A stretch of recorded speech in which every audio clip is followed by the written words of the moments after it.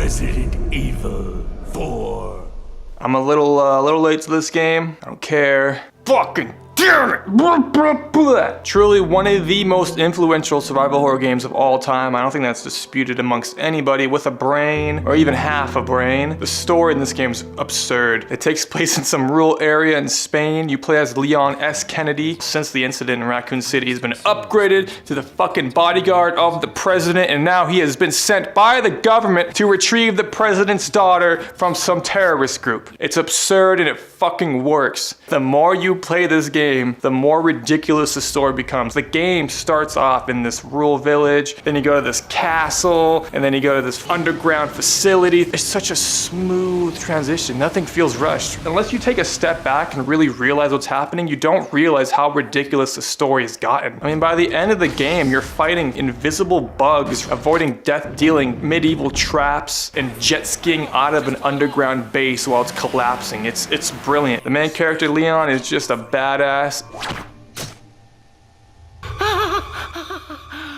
He pretty much says one-liners all the time. Ashley, the president's daughter, is a damsel in distress. She's annoying. Nobody who's ever played this game likes her. She's just a waste of space and time, and that's kind of the point. Thankfully, she gets kidnapped about like 4 times in this game after you rescue her initially, which I find to be hilarious. There aren't any zombies in this game. They're just people who have been infected with this parasite called Las Plagas. I mean, they're pretty much zombies, dude. All the side characters you meet in this game, besides Ashley, are really awesome and likable. You got Luis Sierra, ladies man, doctor guy working with you, but maybe not working with you. You got your contact to the outside world, your intel, pretty much Hunnigan. You talk to her over your little radio. Actually, it's not little, it's a fucking giant ass phone. My favorite side character, Ada Wong. She was also in the second game, and she makes an appearance here, and she's kind of like a double agent thing, but she kind of likes Leon personally, but then she has her own mission or her own agenda. So overall, I think the story here is one of the finer examples of how to ride that thin line between being super over the top and really gritty. It fucking nails it, and the progression through the story is handled so well you don't even realize how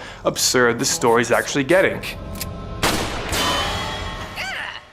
At the time, there was nothing, fucking nothing, that played like Resident Evil 4. It completely revolutionized the entire third-person shooter genre with its over-the-shoulder view. There's been so many fucking games that's been copying what Resident Evil 4 started. All your favorite games you play today, you talk about Grand Theft Auto now, you talk about Evil Within, you talk about Dead Space, The Last of Us, fuck Gears of War, fuck Uncharted, fuck the other Resident Evil games that came out after this one, Horizon Zero Dawn, any game that pretty much has gameplay where you aim and it goes over your shoulder like this, you know, pop, pop, pop, pop. Took it from Resident Evil 4. I mean, this game did so many new things. And even though the game is dated by today's standards and clunky, it almost works to its advantage because it just adds another level of tension. When you aim a gun, you cannot fucking move. And it's intense, man. When you're at the village for the first time, fending off hordes of just creepy Spaniards while they throw pitchforks at you and guys with sacks on their heads are chasing you with chainsaws, you just have to stand there and just shoot at them, dude. There's a bunch of unlockables in this game. You can upgrade every weapon. There's new weapons to unlock after you beat the game. You get costumes to unlock. You get other game modes. You get 2 Ada Wong campaigns and a mercenaries mode, which started at Resident Evil 4 again, and they started pretty much fucking everything. Well, in your first playthrough of this game, the game will take you around 15 hours to complete. It's a pretty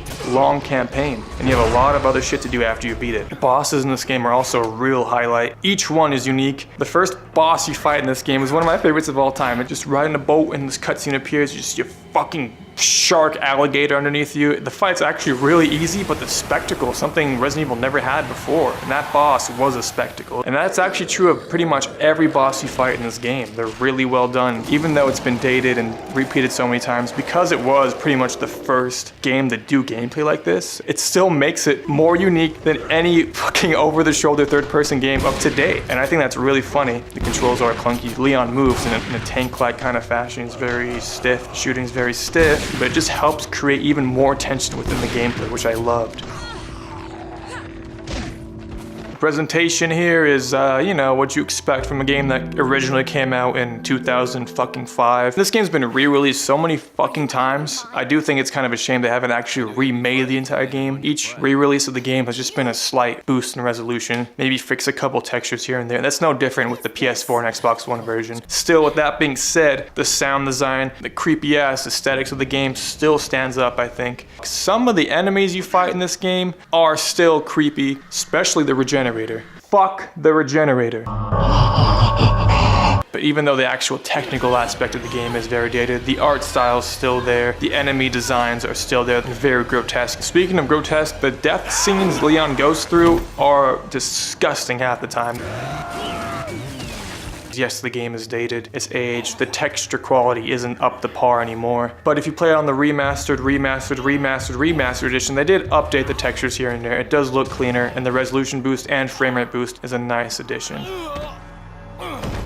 I'd probably set this game as one of the most influential games of the 2000s. It still blows my mind how much they got right with this game. It changed Resident Evil. It changed the entire third-person shooter franchise. So many games ripped on this game. While all these new games have this gameplay mechanics refined to a T, you can move around, you can roll, it's super fluid. It lacks a lot of the other elements that made Resident Evil 4 so special, so important. It wasn't just the gameplay mechanics. The game was a complete perfect merge of everything, and it just, you know, fuck it, I'm giving this 10 out of 10. I think this game is a masterpiece. If you own an Xbox One, I recommend you pick it up. PS4, pick up a game that actually did something for gaming in a positive way. Don't just play rehashed games. Don't just play stupid mainstream poopy fart games. Pick up a game that really shook gaming as a whole and pretty much created another subgenre of gaming entirely. It's not a game for everyone, obviously, but I recommend that you at least try it. So yeah, that's it. Bye. Freeze! I said freeze!